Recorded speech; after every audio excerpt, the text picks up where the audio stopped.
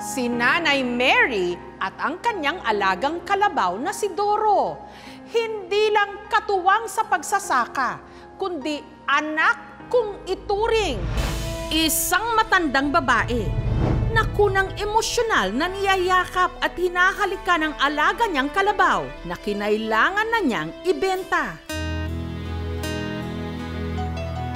33 taon na pala niya kasi itong alaga, kaya hindi mo masisisi kung bumaha ang luha.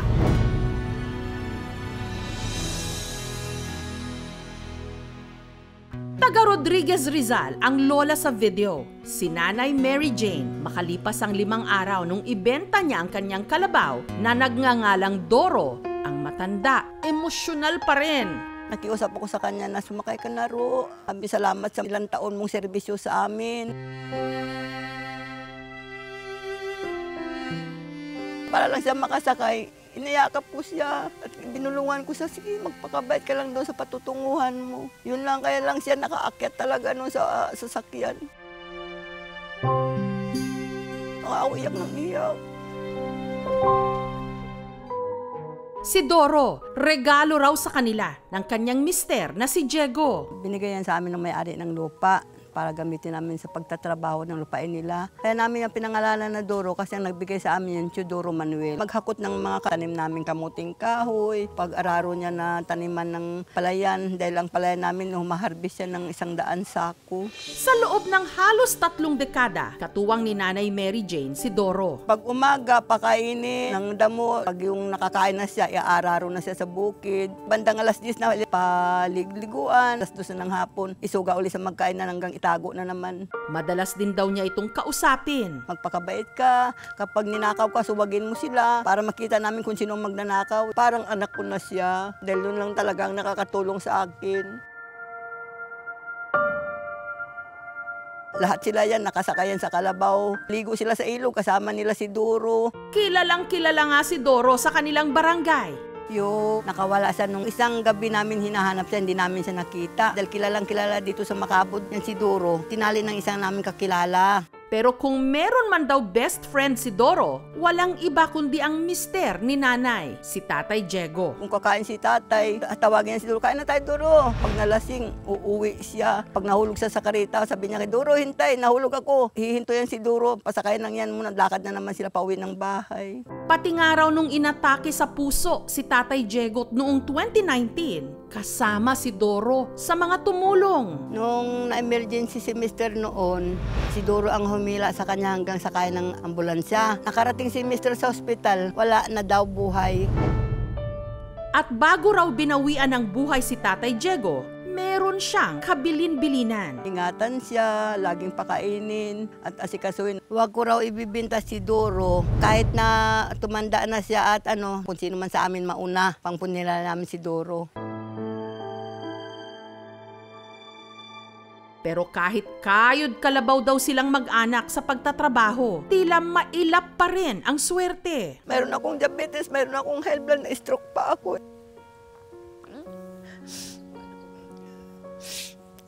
Nagbanggit ako sa ate ko na nangangailangan niya ako ng pera pang ayos ng requirements ko. Siguro na ibanggit niya sa nanay. Ang bala ko mangungutang ako sa ibang tao. Kagipitan din, walang magpapahiram sa akin.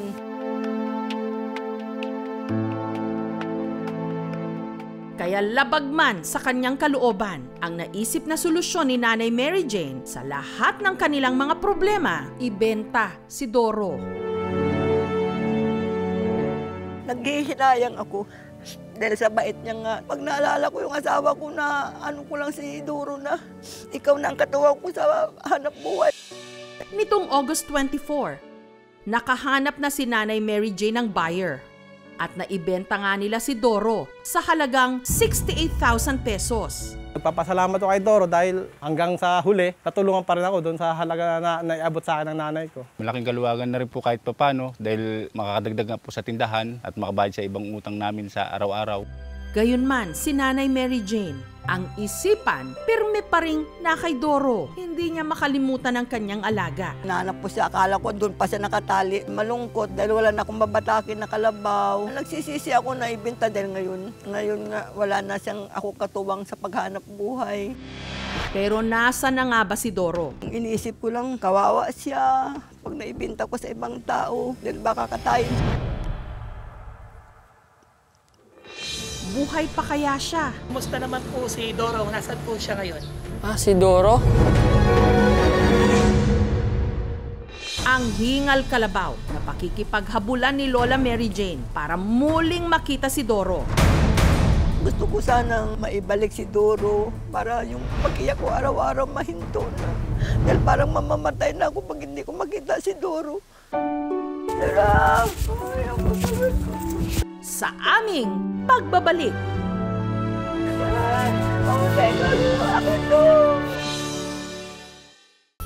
Dahil sa sunod-sunod na mga gastusin at problema sa pera, si Nanay Mary Jane napilitang ibenta ang 3 dekada na niyang alagang kalabaw na si Doro. Nung binapasakay ko siya sa sasakyan, ayaw talaga sumakay. Para lang siya makasakay, iniyakap ko siya. Nulungan ko siya, sige, magpakabait ka lang doon sa patutunguhan mo.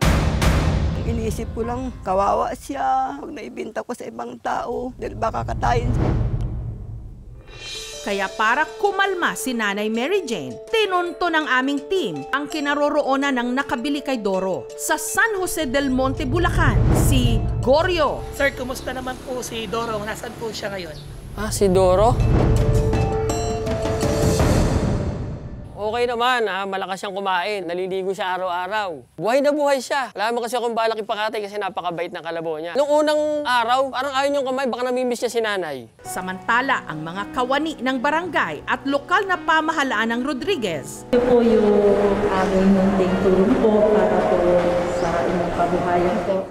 Nagbigay ng grocery at tulong pinansyal kina Nanay Mary Jane. Yung po kanyang tulong po para sa inyo, kasabay din po ng grocery packs po na ito. Nag-abot din ang financial assistance ang aming programa. Maraming salamat sa KMJS. Maraming salamat sa inyong lahat.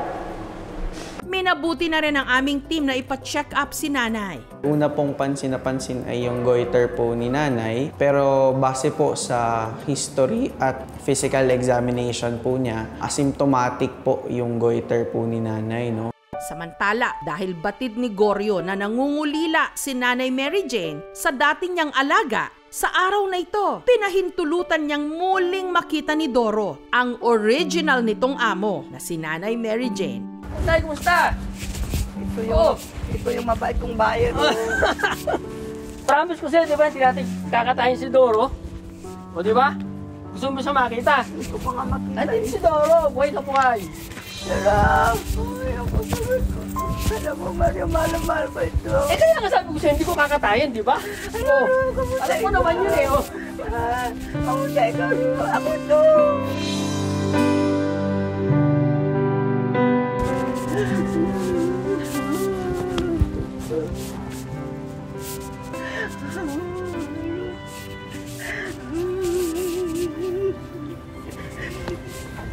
Ito na sa Montalban. Bakit na yung mata mo, ano ka?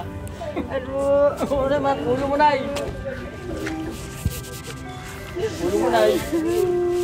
Masaya ang puso ko dahil nakita ko na si Doro. Si Nanay nanawagan na may makatulong sa kanyang matubos ang kanyang alaga. May awa kayo sa akin. Gusto ko sanang tubusin si Doro para mahinto ng pag-iyak ko araw-araw. Kahit nasapan ako ng kain, naiiyak ako dahil namimiss ko nga si Doro. Parang awa nyo na, tulungan ninyo akong makulikta ang halagang kailangan ko pantubos kay Doro. Kailangan mayroong tulong na gagawin ng ating pamahalaan para doon sa mga maliliit na magsasaka para naman sila ay hindi mukhang nagigiging masyadong kaawa-awa. May mga programa na ang gobyerno, yung tinatawag na National Rice Program, at ang programa ng pambansang industrialisasyon. Dalawa po yan na mahalagang rekisitos, ang tunay na reforma sa lupa at programa para sa pambansang industrialisasyon para sa tunay na pag-unlad ng ating pambansang ekonomiya. Masaya ako at tuwang-tuwa, hindi na ako iiyak araw-araw.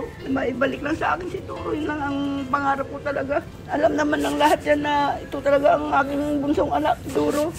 Minsan naiisip ko, ang bait talaga ng Panginoong Diyos. Hindi niya lang tayo nilikha, binigyan niya pa tayo ng mga hayop na hindi lang makakatuwang sa paghahanap buhay, kundi makakasama rin. sa hirap at ginhawa.